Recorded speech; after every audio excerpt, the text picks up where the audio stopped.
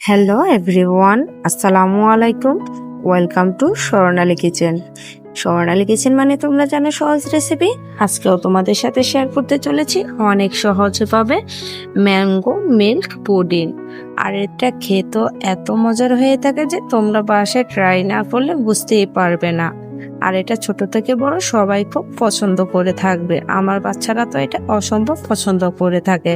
তো চলো কথা না বাড়ি দেখিয়ে দিচ্ছি এখানে আমি এটা কিভাবে তৈরি করে নিয়েছি। আমি এখানে পাকা আম নিয়েছি, এগুলোকে ভালো করে কিউব করে কেটে নিয়েছি। এখন ব্লেন্ড করে নিচ্ছি।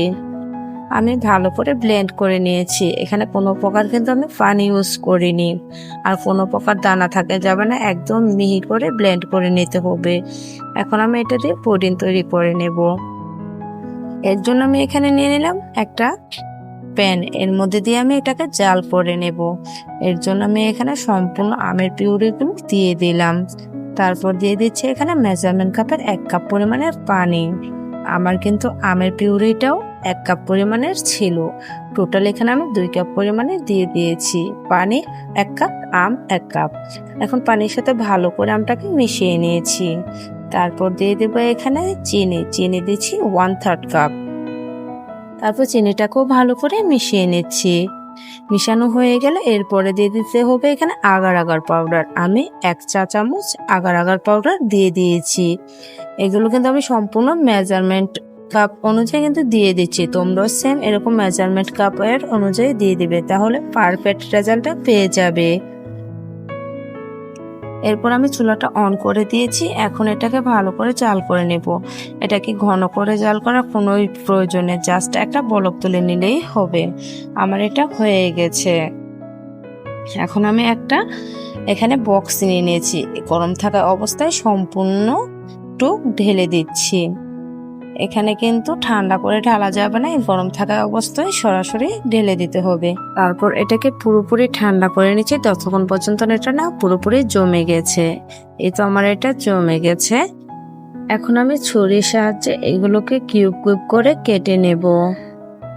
তোমরা যে কোনো শেপে কাটতে পারো। আমি একটু মিডিয়াম সাইজে করে নিচ্ছি, বেশি বড়ও না আবার ছোটও না। তোমাদের ইচ্ছা মতো তোমরা এটাকে কেটে নেবে। আমি তোমাদেরকে দেখিয়ে দিচ্ছি আমি এটা কিরকম সাইজ করে কেটে নিয়েছি।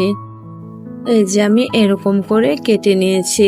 এখন আমি যে বাটিতে পুডিংটা সেট করব সরাসরি ওই বাটিতে সম্পূর্ণ কিউব করে রাখা আমগুলো দিয়ে দিচ্ছি। এখন এটা এক সাইডে রেখে দেব। অন্য পাশে আমি আবার একটা প্যান নিয়ে নিলাম, এর মধ্যে দিয়ে দেবো লিকুইড দুধ। আমি এখানে মেজারমেন্ট কাপের 2 কাপ লিকুইড দুধ নিয়ে নিচ্ছি। দুধটাকে আগে থেকে জাল করে নিয়েছিলাম। দুধের মধ্যে দিয়ে দিয়েছি 1/3 কাপ চিনি, আর দিয়ে দিচ্ছি আগার আগার পাউডার 1 টেবিল চামচ। এখন সবকিছুকে ভালো করে মিশিয়ে নিচ্ছি। সবকিছু মেশানো হয়ে গেছে, এখন চুলা জাল করে নেব। আমি চুলাটা ধরিয়ে দিয়েছি। এখন অনবরত নাড়াচাড়া করে এটাকে জাল করে নিতে হবে। এটাও পুরোপুরি বলক চলে আসলে চুলা থেকে আমি নামিয়ে নেব। আমার এটা পুরোপুরি বলক চলে আসছে, এখন আমি চুলা থেকে নামিয়ে নিচ্ছি। আগে থেকে যে আমগুলো রেখেছিলাম ওইটার উপরে আমি সম্পূর্ণ দুধটুক ঢেলে দিচ্ছি। আর এটা কিন্তু গরম থাকা অবস্থায় সরাসরি ঢেলে দিতে হবে, না হলে কিন্তু এই পাতিলে জমাট বাঁধা শুরু করবে। তোমরা দেখে নিশ্চয়ই বুঝতে পারছো আমার কিন্তু জমাট বাঁধা শুরু করে দিয়েছিল। আমি সাথে সাথে এটা ট্রান্সফার করে দিয়েছি। তারপর ভালো করে একটু মিশিয়ে এটাকে রেখে দেব পুরোপুরি ঠান্ডা হওয়ার পর্যন্ত। এটা পুরোপুরি জমা পর্যন্ত আমি অপেক্ষা করছি। তো আমার এটা জমে গেছে, আধা ঘন্টার মতো টাইম লেগেছে। এটা পুরোপুরি সেট হয়ে গেছে। এখন এটা আমি একটা প্লেটে মোল্ড আউট করে নেব। এখন একটা প্লেট দিয়ে এটার উপরে তারপর উল্টিয়ে আমি পুডিংটাকে প্লেটের উপরে নিয়ে নিচ্ছি। এটাকে হাতে একটু ট্যাপ করলে দেখবে তোমরা পুডিংটা বের হয়ে আসবে। এই তো মাশাআল্লাহ কতটা পারফেক্ট ভাবে আমার পুডিংটা সেট হয়ে গেছে, তোমরা দেখে নিশ্চয়ই বুঝতে পারছো। আর আমি এটা তোমাদেরকে এখন কেটেও দেখিয়ে দিব এটা কতটা পারফেক্ট ভাবে পুডিংটা সেট হয়েছে। এই তো মাশাআল্লাহ কতটা পারফেক্ট ভাবে জমেছে, তোমরা দেখে নিশ্চয়ই বুঝতে পারছো। আর এটা এত মজার হয়ে থাকে যে তোমরা বাসায় ট্রাই না করলে বুঝতেই পারবে না। আর এটা ছোট থেকে বড় সবাই খুব পছন্দ করে খেয়ে নেবে।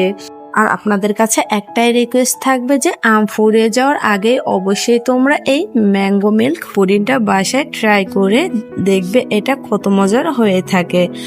অনেক বাচ্চারা দুধ খেতে চায় না বা অনেক বাচ্চারা আম খেতে চায় না, কিন্তু এইভাবে যদি তোমরা দুধ আম একসাথে ওদেরকে বানিয়ে দাও তাহলে দেখবে অবশ্যই ওরা অনেক খুশি হয়ে খেয়ে নেবে।